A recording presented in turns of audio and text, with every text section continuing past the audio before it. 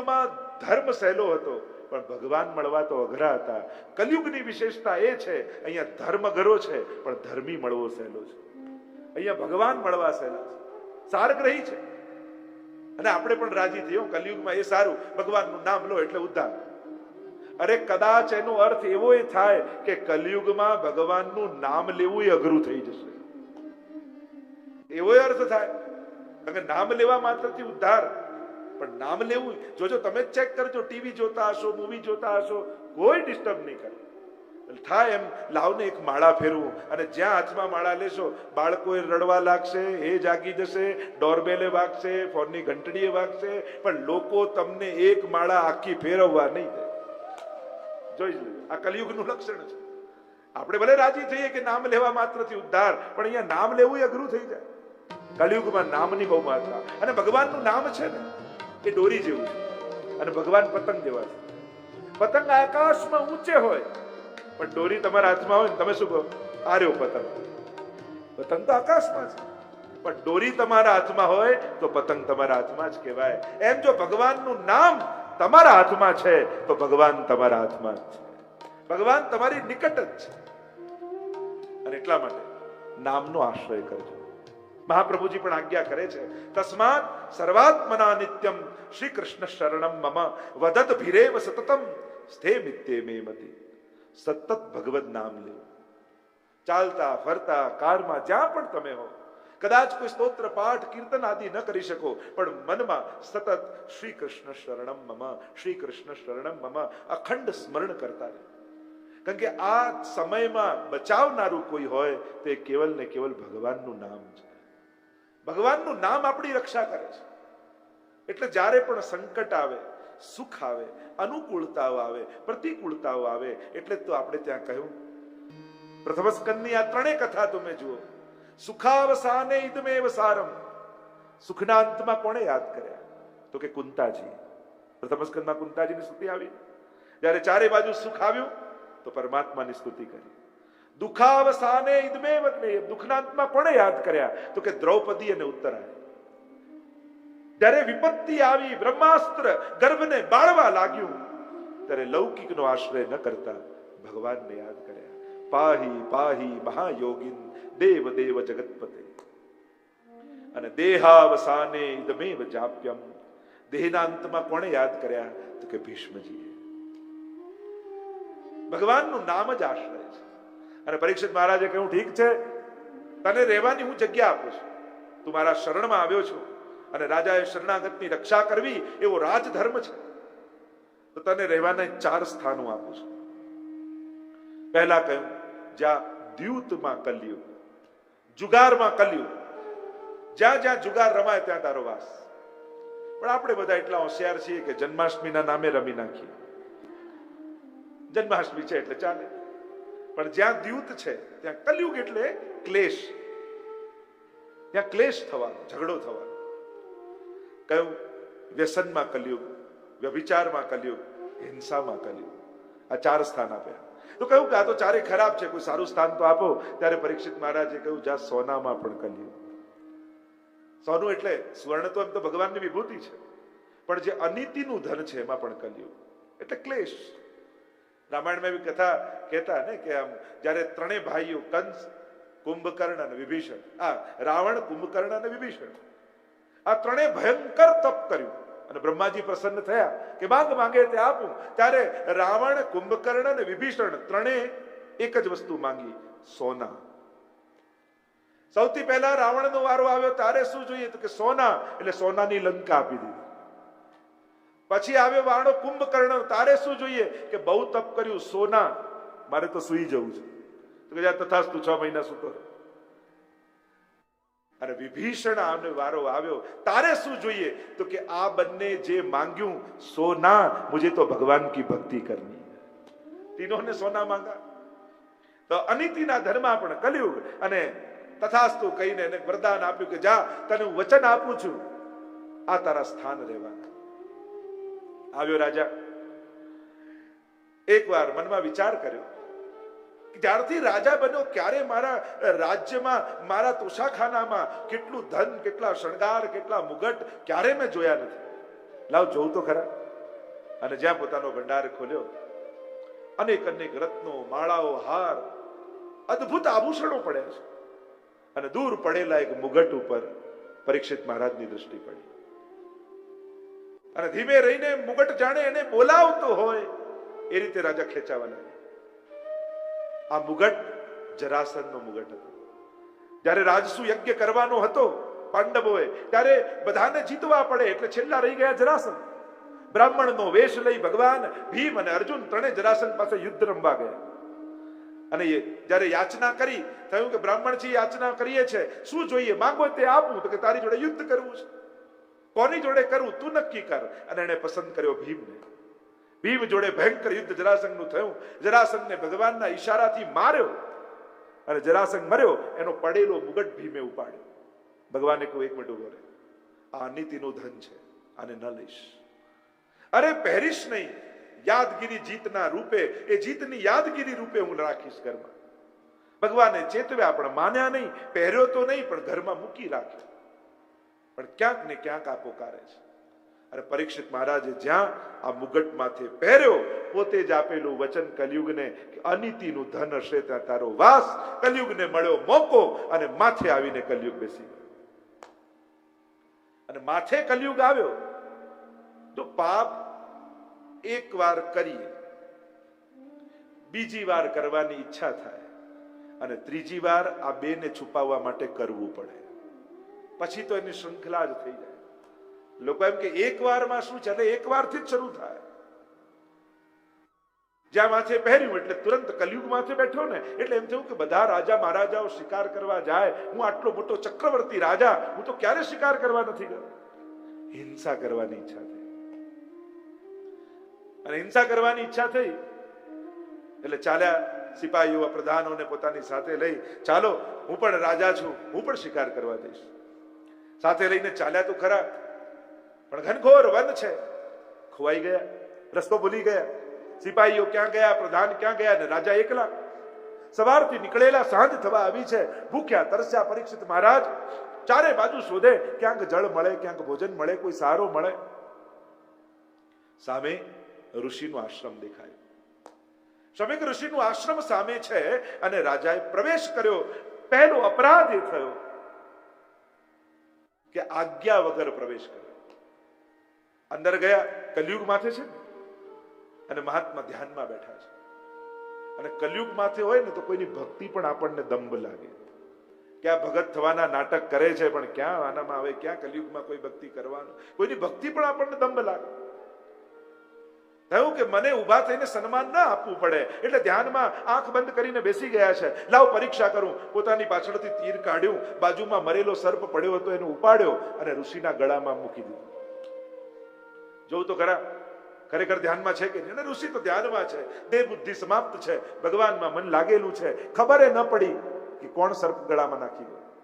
રાજા તો ત્યાંથી નીકળી ગયા, પણ ઋષિના પુત્રને સમાચાર મળ્યા કે રાજા આવા ઉત્તંડી થઈ ગયા છે, આવા અહંકારી થઈ ગયા છે, પોતાના રાજ્યમાં રહેલા સંતો મહાત્માનું અપમાન કરે છે. મારા પિતાનું આવું ઘોર અપમાન. હાથમાં જળ લીધું, અભિમંત્રિત કર્યું, શ્રાપ આપ્યો રાજાને કે તે મારા પિતાના ગળામાં મરેલો સર્પ નાખ્યો. હું તને શ્રાપ આપું છું, આજથી 7મે દિવસે જીવતો તક્ષક નાગ આવી તને દંશ દેશે અને તારું મૃત્યુ થઈ જશે. અને જ્યારે આવો શ્રાપ ઋષિપુત્રએ રાજાને આપ્યો, હાહાકાર થઈ ગયો ચારે બાજુ. સમાચાર મળ્યા પિતાને. પુત્રને સમજાવ્યું કે રાજા તો પરમ ધર્મશીલ છે, કલયુગ માથે હતો એટલે આમ થયું. જાઓ જલ્દી કોઈને મોકલો અને રાજાને સમાચાર આપો કે આજથી 7મે દિવસે તમારું મૃત્યુ છે. જો પરીક્ષિત મહારાજ આટલા ભાગ્યશાળી તો હતા કે એમને એટલું તો ખબર હતી કે 7 દિવસ મને કાંઈ થવાનું નથી. આપણને તો એ ખબર નથી કે કાલે શું થવાનું છે. આપણને એમ લાગે કે 7 જ દિવસ, અરે એને ખબર તો છે કે 7 દિવસ કઈ નથી થવાનું. આપણને તો એ ખ્યાલ નથી. પહોંચ્યા છે ઋષિકુમારોએ જઈને સમાચાર આપ્યા. સિંહાસન પર બિરાજ્યા છે મહારાજ અને કહ્યું કે મહારાજ આપને ઋષિનો શ્રાપ લાગ્યો છે, આજથી 7મે દિવસે તમારું મૃત્યુ થવાનું છે. થયું કે આ પાછા કેમ ન લઈ લીધા શ્રાપ? તો કે એવી ભૂમિ ઉપર ઉભા રહીને શ્રાપ આપેલો કે જ્યાંથી પાછું ન વળે એવું બ્રહ્માસ્ત્ર અશ્વત્થામાએ છોડ્યું હતું. અને બ્રહ્માસ્ત્રનો પ્રભાવ એ ભૂમિ પર એવો હતો કે ત્યાંથી જે બોલાય ને એ શબ્દો પાછા ન વળે. અને એટલા માટે શ્રાપ પાછો ન લેવાય. રાજાને સમાચાર મળ્યા. રાજા રડવા ન બેઠા, તુરંત ભૂલ સમજાય, થયો હું આને જ લાયક છું. મેં જે પાપ કર્યું છે એ અક્ષમ્ય છે, એ માફ કરવા યોગ્ય નથી. સારું થયું મને શ્રાપ થયો, પણ મારે મરીને નથી જવું, મારે તો જીવીને જવું છે. મારે 7 દિવસમાં મારી જાતનો ઉદ્ધાર કરી લેવો છે. હવે વિચાર કરો, અહીંયા બેસેલા દરેક વ્યક્તિને હું ભાગવત કથામાં એક લેસન આપું કે આથી 7મા દિવસે તમારું મૃત્યુ થવાનું હોય તો તમે કયા કયા કામ કરીને જાઓ. આજે જ ઘરે જઈને એક ડાયરી બનાવજો અને લખજો. અને એમાં પણ કયા કાર્યો, એક વ્યક્તિગત કાર્ય, પોતાના પર્સનલ માટે તમે શું કરી જાઓ. બીજું, તમારા પરિવાર માટે તમે શું કરીને જાઓ. અને ત્રીજું, આ સમાજ માટે તમે શું કરીને જાઓ. આ 3 કાર્ય નક્કી કરજો તો તમને તમારા જીવનનું લક્ષ્ય મળી જશે. એમ મળી જશે કે મારે જીવનમાં શું કરવું છે. શું તમે ઈચ્છો છો આ 7 દિવસમાં કે દુનિયામાં શું પરિવર્તન થાય. એક વિચાર બનાવીને લખજો. આ ડાયરી લખજો. તમને જેટલા વિચાર આવે એટલા લખતા જજો. આ 3 કામે નહીં, જેટલા કામ તમને વિચાર આવે એટલી સુંદર ડાયરી તૈયાર થશે. અને કથા પૂરી થાય ને પછી ડાયરી રોજ રાતના સૂતા પહેલા વાંચવી કે આમાંથી એક એક કામ આજે થયું કે નહીં. તમને જીવનનું લક્ષ્ય મળશે, દિશા મળશે. આ કરવા જેવું છે. ઘણા કાર્યો કરવા જેવા હોય છે. પરીક્ષિત મહારાજે નક્કી કર્યું કે જીવન મળ્યું છે, જીવન સફળ કરીને જવું છે. એટલે જ કહેવાય કે પરીક્ષિત મહારાજે 4 જાતની ઉન્નતિ જીવનમાં એમણે સાધી. જન્મોન્નતિ, સ્વઉન્નતિ, સર્વોન્નતિ અને ધર્મોન્નતિ. આ 4 ઉન્નતિ સિદ્ધ કરી એમણે. પોતે કથા માટે નિમિત્ત બન્યા અને પોતાનો ઉદ્ધાર કર્યો. આ સ્વઉન્નતિ. કથા માટે નિમિત્ત બની કથા ભૂતલ પર પ્રચારિત થઈ એટલે સર્વ ઉન્નતિ એમણે કરી. બળદના 3 ચરણ તૂટી ગયા હતા, એ જોડ્યા અને આમ એમણે ધર્મોન્નતિ કરી. અને પોતાની જાતનો ઉદ્ધાર કરી એમણે જન્મોન્નતિ સાધી. આમ 4 ઉન્નતિ સાધી છે. કહ્યું કે મૃત્યુ તો છે, પણ મૃત્યુને મારે શોકની ઘટના નથી બનાવવી, મારે મૃત્યુને મહોત્સવ બનાવવો છે. મર્યા પછી ભગવાન મળે એ તો મળતા હશે, મારે તો જીતા જીવંત ભગવાન મેળવીને જવા છે.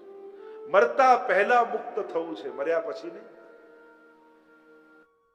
આમ વિચાર કરી મનમાં ભાવ આવ્યો કે મારો ઉદ્ધાર કરી દે એવો કોઈ ગુરુ મને મળે. કારણ કે જ્યાં સુધી ગુરુ કૃપા નહીં થાય ત્યાં સુધી ભગવાનની કૃપા સંભવ નથી. મનમાં વૈરાગ્ય જાગ્યો, મુગટ મૂક્યો, વલકલ વસ્ત્રો ધારણ કર્યા છે, નીકળ્યા છે ગંગાજીના કિનારે.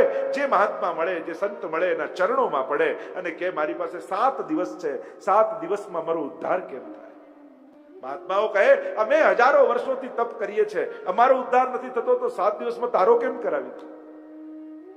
પણ સદગુરુ હોય ને એ નિરાશ ન કરે, એ આશાવાન બનાવે. હા, તને ભગવાન મળી શકે એમ છે, તારા માથે ઠાકોરજી બિરાજી શકે એમ છે, તુંય ભક્તિ કરી શકે એમ છે. અમારા મહાપ્રભુજી તો કેવો ભરોસો અપાવે છે. પેલા રૂપ મુરારીદાસ શિકારી હતા, મરેલા પક્ષીઓ ખભે લટકતા હતા, લોહીથી લથપથ વસ્ત્રો છે. મહાપ્રભુજીને બિરાજેલા જોયા, વંદન કર્યા ને કહ્યું શું મારો ઉદ્ધાર થઈ શકે. મહાપ્રભુજીએ કહ્યું હા, તારો ઉદ્ધાર થઈ શકે. જા સ્નાન કરીને આવ. હવા વલ્લભ જેવા સમર્થ ગુરુ મળે. કારણ સાધારણ ગુરુ હોય એ મર્યા પછી વૈકુંઠ મોકલે, પણ સમર્થ ગુરુ હોય એ આપણા ઘરને જ વૈકુંઠ બનાવી દે. જ્યાં ભક્ત હોય ત્યાં ભગવાન પધરાવીને વૈકુંઠ બનાવી દે. શ્રી મહાપ્રભુજી તો આવી કૃપા કરે છે. જે સંત મહાત્મા મળે, ચિત્તમાં એક જ લગન છે, મને મારા કોઈ ગુરુ મળી જાય જે મારો ઉદ્ધાર કરી દે. છિન મેં લે ઉદ્ધરે. એટલે જ કહ્યું ગુરુ બિન એસી કોણ કરે. ગુરુ વગર કોણ આ કરી શકે. અને જ્યારે હૃદયમાં સાચી ગુરુની ધગસ મેળવવાની જાગે ને ત્યારે સદગુરુ સામેથી મળી જ જતા હોય છે. કોઈ એવો ગુરુ મને મળે, કારણ કે આંખ ભગવાન આપે છે, પણ શું જોવાય ને શું ન જોવાય એ તો ગુરુ શીખવાડે. કાન ભગવાન આપે, પણ શું સંભળાય શું ન સંભળાય એ ગુરુ શીખવાડે. જીભ ભગવાન આપે, પણ શું બોલાય શું ન બોલાય એ ગુરુ સમજાવે. હાથ પગ ભગવાન આપે, કર્મ કરવાની શક્તિ ભગવાન આપે, પણ શું કરાય ને શું ન કરાય એ ગુરુ સમજાવે. એવો કોઈ ગુરુ મને મળે જે મને તારી દે. અને જ્યાં આ તાપ જીવનમાં થયો અને એટલામાં સામેથી તત્રા ભવદ ભગવાન વ્યાસ પુત્રો સુખદેવજી પ્રગટ થયા. બોલીએ સુખદેવજી મહારાજ કી જય. અને જ્યાં સુખદેવજીને જોયા અને જોતા જ એમ થયું કે મારો ઉદ્ધાર આમના હાથે લખાયો છે. એટલે તો મહારાજ કહીએ ને, જેને જોતા જ એમ લાગે આ મહારાજ છે એ જ મહારાજ. આમના હાથે મારો ઉદ્ધાર લખ્યો છે. ભાગતા ભાગતા પરીક્ષિત મહારાજ ચરણોમાં પડ્યા છે અને વિનંતી કરી, શું મારો ઉદ્ધાર થઈ શકે? 7 દિવસ મારી પાસે છે. 7 દિવસમાં ઉદ્ધાર થાય? સુખદેવજી કહે, 7 દિવસ તો શું, 2 ઘડીમાં ઉદ્ધાર થયા હોય એવા ઉદાહરણો ભૂતકાળમાં છે. 7 દિવસ તો ઘણા સમય કહેવાય. 2 પ્રશ્નો કરે પરીક્ષિત મહારાજ. પહેલો પ્રશ્ન કર્યો કે જીવ માત્રના કલ્યાણનો ઉપાય શું? આ સમસ્ત જીવોનું કલ્યાણ કેમ થાય? અને બીજો પ્રશ્ન કર્યો કે જેનું મૃત્યુ નિકટ હોય એને શું કરવું જોઈએ? જેની મૃત્યુ નિકટ હોય, કોણ જાણે કયા ક્ષણે મૃત્યુ આવીને ઉભું રહે. જન્મ આશ્ચર્ય છે, મૃત્યુ આશ્ચર્ય નથી. એ તો સનાતન સત્ય છે. ગીતાજીમાં પણ ભગવાને કહ્યું, જાત સહી ધ્રુવ મૃત્યુ. જે જન્મ્યો છે એનું મૃત્યુ નિશ્ચિત છે. એક વાત કહું, તમને બધાને નહીં ગમે, પણ અહીંયા આપણે બધા બેઠા છીએ ને, બધા એક દિવસ જવાનું જ છે. ઘણી વાર સારા પ્રસંગે કોઈ મૃત્યુની વાત કરે, આ ટાઈમે ક્યાં આવી વાત કરે છે? પણ આ તો સત્ય છે. એટલે તો મહાભારતમાં યક્ષ પ્રશ્ન નામની ઘટના જયારે આવે છે અને યક્ષ પ્રશ્નો કરે છે, એમાં યુધિષ્ઠિરને પૂછે છે, કિમ આશ્ચર્ય, આ જગતનું સૌથી મોટું આશ્ચર્ય કયું? યુધિષ્ઠિરે એ જ કહ્યું કે બધાને ખબર છે કે એક દિવસ જવાનું છે, છતાંય એ રીતે બધા જીવે છે જાણે અમરપટ્ટો લખાવીને લાવ્યા. આ દુનિયાનું સૌથી મોટું આશ્ચર્ય છે. પરીક્ષિત મહારાજ કહેને લગે, મરણનો ડર નથી, પણ હરિનું સ્મરણ ન ચુકાઈ જાય ભય એનું છે. આખું જીવન મળ્યું, ક્યારે ભગવાન યાદ ના આવે, અને હવે સમય ઓછો છે અને હવે પામવાની ઈચ્છા જાગી છે. ઘણી વાર એમ થાય આખું જીવન એમને એમ જતું રહે, છેલ્લા સમયમાં ભગવાન યાદ આવવા લાગે. અરે આખી જિંદગી એમને એમ વ્યતીત થઈ ગઈ, પ્રભુને ભજ્યા નહીં, કઈ સત્કર્મ કર્યા નહીં. એટલે હું તો હંમેશા એ જ વાત કરું કે શરીર ચાલતું હોય ને ત્યારે સત્કર્મો કરી લેજો, જેથી જ્યારે શરીર ચાલતું બંધ થાય તો બેઠા બેઠા કંઈ સારું યાદ કરવાય રહે. નહીં તો શરીર ચાલતું બંધ થઈ જશે અને હરતા ફરતા બંધ થશો અને યુવાનીમાં કોઈ સત્કર્મો, સારા કર્મો, યાત્રાઓ, કથાઓ ન કરી તો બેઠા બેઠા યાદે શું કરશો? કોઈ યાદ કરવાના સારા વિષયો ભેગા કર્યા છે જીવનમાં, સારી યાદો ભેગી કરી છે. કારણ કે જ્યારે શરીર ચાલતું ઓછું થાય ત્યારે યાદોના સહારે જીવવાનું હોય છે. અને દરેકના જીવનમાં આવો સમય આવતો હોય છે કે જ્યારે હાથ પગ ચાલતા ઓછા થાય ત્યારે યાદોના ભરોસે જીવવું પડે. કે આમ કરતા, આવા મનોરથો કરતા, આવા સત્સંગો કરતા, આમ યાત્રામાં ગયા હતા, આવી કથાઓ કરી હતી. આ સારા સંસ્મરણો ભેગા કર્યા હશે ને તો ઘડપણ સારું જશે. પણ યુવાનીમાં કાંઈ સારું ન કર્યું ને તો ઘડપણ બગડશે. કારણ કે પછી બેઠા બેઠા યાદે શું કરવા? પેલો લઈ ગયો ને હજી પાછા નથી આપી ગયો, પેલા આમ લગ્નના ટાઈમે મારું અપમાન કરી દીધું હતું, મને આગળ ના બેસાડ્યો ને પેલાને આગળ કર્યા, બધાને ઉપરનો ઓઢાડ્યો ને મને ના ઓઢાડ્યો. આ બધું યાદ કરશો. જીવનમાં આપણો સમય કયો? જે ક્ષણોને આપણે સંસ્મરણો બનાવી શકીએ એ સમય આપણો. ભલે 70 વર્ષના આપણે થયા, પણ કોઈ કે પાછલી જિંદગીને યાદ કરો તો આપણે શું યાદ કરીએ? જે ક્ષણો સંસ્મરણો બની છે એ સમય આપણો છે. અને એટલા માટે ક્ષણોને સંસ્મરણોમાં ફેરવો. એક એક ક્ષણ એક યાદગાર સંસ્મરણ બની જાય એવી ક્ષણો જીવનમાં વધારો. પછી કરીશું, લોકોના પ્લાનિંગ જ કેવા, ગડપણમાં કરીશું એનો અર્થ શું થયો? દેખાતું બંધ થશે ને પછી દર્શન કરવા જઈશ. આ સારું પ્લાનિંગ કહેવાય? સંભળાતું બંધ થશે ને પછી કથા બેસાડીને સાંભળીશ. અરે એમને એમ નથી સંભળાતી. શરીર ચાલતું બંધ થાય પછી યાત્રા કરવા જઈશ, પછી ક્યાં જવાના? દેહ જ્યારે પરાધીન થાય ને પછી સત્કર્મો થતા નથી. અને એટલા માટે દેહ જ્યારે સાથ આપી રહ્યો છે તમને, તારે શું કરવું છે, હું તારી જોડે છું, એવા સમયે આ બધું ભાથું બાંધી લેવા, યુવાનીમાં કરી લેવા. શરીર ચાલતું હોય, જો ને હવેલીમાં કેવા બધા યુવાન ભાઈઓ બહેનો બધા જ સેવામાં જોડાય છે. આ તમારી ક્ષણોને તમે સફળ કરો છો. આપણે અહીંયા જોઈએ કથામાં કેટલા યુવાન ભાઈઓ બહેનો બધા જ કાર્યમાં લાગેલા છે. આ તમારા સમયને તમે સફળ કરી રહ્યા છો. ભગવાનના કાર્યમાં એક એક ડગલું ભરો ને ત્યારે તમે તમારા કેટલાય કર્મોની ગાંઠોને ખોલી રહ્યા છો. પેટ માટે દોડો ત્યારે ગાંઠો બાંધો છો, અને ઠેઠ માટે દોડો ત્યારે ગાંઠોને ખોલો છો. પરમાત્માને નિમિત્ત બનાવી જ્યારે પણ તમે સમય, શ્રમ, શક્તિ આ બધું વાપરો છો ત્યારે તમે એને પુણ્યમાં કન્વર્ટ કરી રહ્યા છો, ત્યારે તમે એને સત્કર્મ બનાવી રહ્યા છો. તમારા શરીર, તમારી શક્તિને સાર્થક કરી રહ્યા છો. અને ત્યાં સુધી કહીશ, તમારી ક્ષણો અને પુણ્યને વાવી રહ્યા છો. એક હોય વેડફવું, એક હોય વાપરવું, અને એક હોય વાવવું. તમે વેડફો છો, તમે વાપરો છો, કે તમે વાવો છો? તમારા જીવનની ક્ષણોને કરો છો શું? સવારે ચામાં ખાંડ ઓછી હતી અને 24 કલાક મોઢું ફુલાવીને ફર્યા, આ વેડફ્યું કહેવાય. ઘણા લોકોને ફરિયાદો જોઈએ, જમવાનું તો સારું હતું પણ સલાડ નહોતો કાલે. લે પણ સલાડ વગર ખાવાનું. લોકોને તેને ફરિયાદમાં જીવવું છે. સાધારણ જીવ ફરિયાદમાં જીવે, અને ભક્ત ભગવાનને ફરી ફરી યાદ કરીને જીવે. આ સાધારણ જીવ અને ભગવાન ભક્તમાં ફરક છે. આપણે તો ફરી ફરીને યાદ કરવાના, એને ફરિયાદ નહીં કરવાની. તો વેડફો છો કે કેવલ પોતાને કેન્દ્રમાં રાખીને જીવો, એને વાપર્યું કહેવાય. પણ જ્યારે વાવીએ ને, એક બીજ વાવો અને ભગવાન હજારો કરીને પાછા આપે છે. તમારા ક્ષણોને વાવજો. આ સત્સંગમાં, કથામાં તમે જેટલા બેઠા છો ને, એ તમારા સમયને વેડફતા નથી, વાપરતા નથી, પણ કથાની એક એક સેકન્ડ તમે વાવી રહ્યા છો. અને ભગવાન આનું અનેક ગણું પુણ્ય કરી તમને પાછું આપવાના છે. કારણ કે આ ટાઈમ ભગવાનનો સમય છે. અને આપણે ત્યાં કહેવાય, ઋતુ ચાલતું હોય ને ત્યારે બીજ વાવી દેવા. પછી ઋતુ ગયા પછી બીજ વાવો તો ઉગે નહીં.